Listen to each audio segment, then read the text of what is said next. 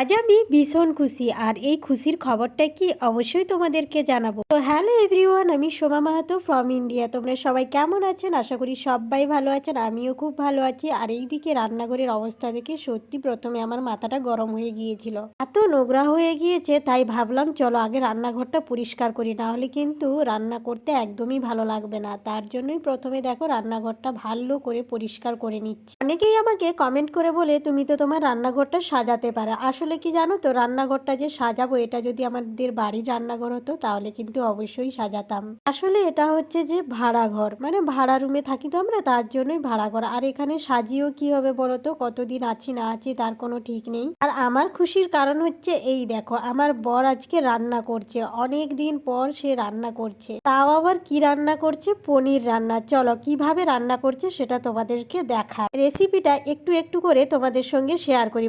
প্রথমেই দেখো কড়াইটা গরম করে তার মধ্যে তেল দিয়ে ভালো করে পনিরগুলো এরকম হালকা লাল লাল করে ভেজে নিয়ে ক্যাপসিকাম গুলোকেও কিন্তু হালকা একটু ভাজতে হবে, না হলে কিন্তু একটু হালি হালি লাগবে। মানে হালি বলতে একটু কাঁচা কাঁচা গন্ধটা থাকবে, ভাজার পরে কিন্তু ওই গন্ধটা আর থাকে না। আর এইদিকে দেখো পনিরও ভেজে নিয়েছি, আলুও ভেজে নিয়েছি, আর মটর আর গাজর এগুলোও ভেজে নিয়েছি। আর এগুলো কিন্তু ভাজাভাজির কাজটা আমিই করে দিয়েছিলাম। তারপরে সে আসলো, দিয়ে বলছে ঠিক আছে আজকে রান্নাটা আমি করব, আমি অনেক দিন করিনি রান্না। সে নিজে থেকেই বললো, তার জন্য আমার অনেক আনন্দ লাগলো। এইদিকে দেখো সে কিন্তু রান্না শুরু করে দিয়েছে। রান্নার সময়টাতে আমি একটু অন্য কাজে ব্যস্ত ছিলাম, তাই আমি পুরো ভিডিওটা করতে পারিনি। তো একটু একটু শেষে তোমাদের সঙ্গে ভিডিওটা শেয়ার করলাম। সমস্ত সবজিগুলোকে ভেজে তারপরে কিন্তু ভালো করে তেল দিয়ে তার মধ্যে পেঁয়াজ ভেজে মশলার মধ্যে ব্যবহার করেছিল আদা বাটা, রসুন বাটা, লঙ্কার গুঁড়ো, হলুদ গুঁড়ো আর কাশ্মীরি লঙ্কার গুঁড়ো। ব্যাস, তারপরেই কিন্তু ভালো করে কষিয়ে জল দিয়ে দিয়েছে। এইভাবে ফাইনালি কিন্তু পনিরের রান্নাটা পুরো কমপ্লিট হয়ে গেছে। এই ভিডিওটা তোমাদের কেমন লাগলো অবশ্যই কিন্তু কমেন্ট বক্সে জানিও। এইদিকে দেখো মুভি দেখে আনন্দ করতে করতে রান্না করছে, বা আমার তো ভীষণ ভালো লাগছে ব্যাপারটা। তোমাদের কেমন লাগছে অবশ্যই জানিও কমেন্ট বক্সে।